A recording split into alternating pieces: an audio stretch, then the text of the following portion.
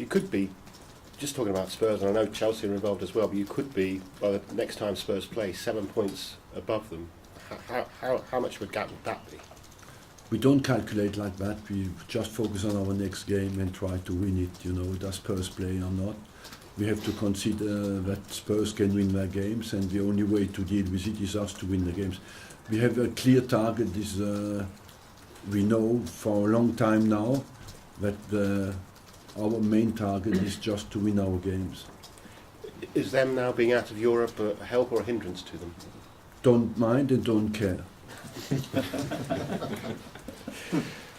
Keeping the central defenders happy is obviously difficult with 3 quality players, and yet you're still being linked again with Ashley Williams. Well, I cannot stop that. Any truth? There's no truth in anything at the moment, because we are not at all on the transfer market. We are just on our focusing on our next games. What's Andre Arshevin's future? His end of contract at the end of the season, and then he will decide what he will do. Will he be staying here? Any chance of staying here? I don't think he will stay here because he doesn't play enough, but I must say publicly I would like to give him credit. He's working absolutely every session, 100% commitment, and he's an example for everybody, because he has been many times questioned about his commitment, but you would see him every day, you would respect him for what he's doing on a daily basis. It's absolutely fantastic. Arsene, you say Rosicky as a fitness test. What sort of percentage should you be giving? Who? Rosicky. 50-50, not more. You say you don't mind and you don't care about Spurs going out the Europa League last night. Do you think... No, I didn't say that. I said I don't mind if it has an incidence or not, and I don't care about that because I care about our results. Yeah. But do you think it will have an effect on the... It's better that the English clubs stay in the competitions, and that's one of the things we have to analyse.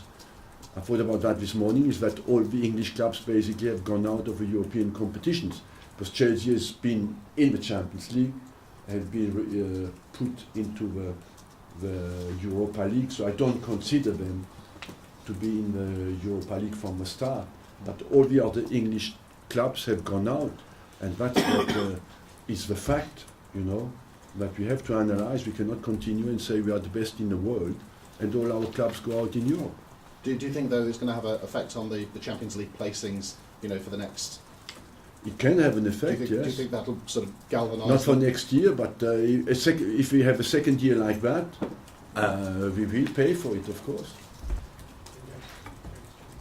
Arsene, you mentioned about the Champions League refereeing this week. I mean, is that an exception to the rule, do you think, or do you think the standard of refereeing in Europe is not what it was maybe? I think this year it has been very poor, honestly, through the competition. Just in the Champions League, or just in the Champions League, the refereeing has been very poor. Why? I don't know. But you analyse all the teams who are today in the Champions League semi-final, how they've gone through. There are many decisions that have been wrong. I don't know why. What difference are you expecting to see in this Norwich side tomorrow from the one you saw last season? Well, I don't expect a difference, because Norwich will fight not to go down, and that means you expect a full commitment, complete focus on defending well and catching us on the breaks. That's what they did at home.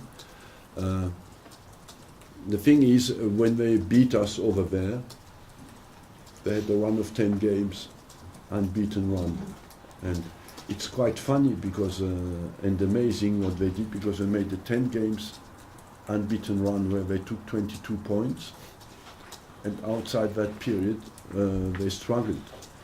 So we have to make sure tomorrow that we go into the game with the right focus and put them under pressure, because they will certainly defend very well and try to catch us on breaks.